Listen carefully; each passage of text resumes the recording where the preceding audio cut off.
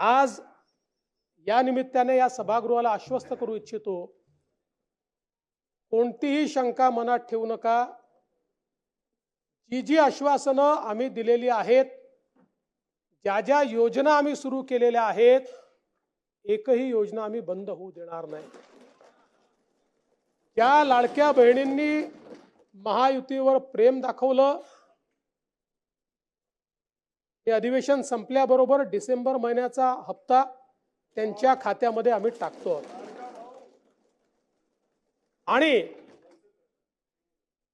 काहीच बदल नाही। नाना, मी या ठिकाणी स्पष्ट करू इच्छितो, कुठलेही नवीन निकष नाहीत, आता तर सगळ्यांनाच टाकतो। पण ॲपरंटली असं लक्षात येत आहे की काहींनी 4-4 खाती उघडलेली आहेत। जसं समाजामध्ये चांगल्या प्रवृत्ती असतात, त्याच्या काही वाईट प्रवृत्ती असतात। एखादी योजना जर चुकीच्या पद्धतीने कोणी वापरत असेल तर जनतेचा पैसा आहे, तुमची आमची सगळ्यांची जबाबदारी आहे की तो योग्य प्रकारे गेला पाहिजे। आता मागच्या काळात आम्हाला लक्षात आलं, माणसानीच 9 खाती काढली, आता त्याला लाडकी बहीण म्हणायचं कसं?